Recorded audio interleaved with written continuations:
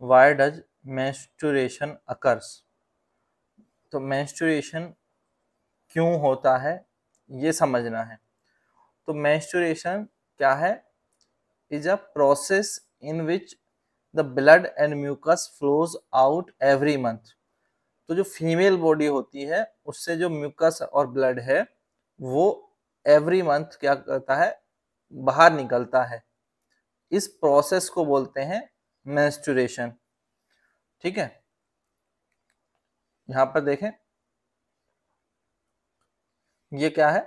एक प्रोसेस है, ठीक है, जिसमें कि ब्लड और म्यूकस जो है वो फ्लो करता है। ठीक है, और ये एक एवरी मंथ साइकिल पे वर्क करता है। तो ये प्रोसेस जो है क्यों होता है? क्योंकि एक एग जो है, एक गैमेट जो है वो रिलीज होता है कहाँ से? ओवेरी से हर महीने। ठीक है, और इसकी साइकिल ये है कि लगभग हर महीने एक एग जो है वो रिलीज होता है ओवेरी से। और इसमें जब वो रिलीज होता है तो यूट्रस जो है वो प्रिपेयर करता है खुद को कि वो एग को फर्टिलाइजेशन के लिए, एग के फर्टिलाइजेशन के, uterus prepare itself to receive the fertilize egg. तो thus the inner lining of uterus get thickened।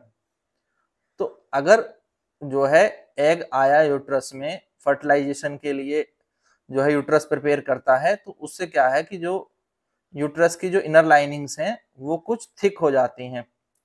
ठीक है, तो ब्लड की सप्लाई भी जो है वो बढ़ जाती है। Is supplied with blood to nourish the embryo. जैसा कि हमने पिछले एक क्वेश्चन में देखा था कि एम्ब्रियो का न्यूरिशमेंट कैसे होता है। ठीक है, अब यहाँ क्या है कि ब्लड की सप्लाई बढ़ जाती है एम्ब्रियो को न्यूरिश करने के लिए, और जो इनर लाइनिंग है वो थिक हो जाती है। और इन केस अगर वो एग जो है वो फर्टिलाइज नहीं हुआ, ठीक है, एग फर्टिलाइज नहीं हुआ, तो क्या होगा? अब ये जो इनर लाइनिंग है जो थिक हो गई थी वो ब्रेक डाउन होती हैं धीरे धीरे। इनर लाइनिंग्स क्या होती हैं? ब्रेक डाउन होती हैं धीरे धीरे, और वो रिलीज हो जाती हैं बॉडी से इन फॉर्म ऑफ ब्लड और म्यूकस फ्रॉम द वजाइना। तो क्या हुआ कि एवरी मंथ साइकिल में एक एग जो है वो आता है यूट्रस में, और अगर उसका फर्टिलाइजेशन नहीं होता तो उसके कारण जो इनर लाइनिंग्स जो यूट्रस की हैं वो जो थिक हो गई हैं, तो वो सारा जो मटेरियल है वो रिमूव होता है ब्लड की फॉर्म में। इसी को हम कहते हैं मेंस्ट्रुअल साइकिल। ठीक है, और मेंस्ट्रुएशन एक प्रोसेस है। क्लियर है?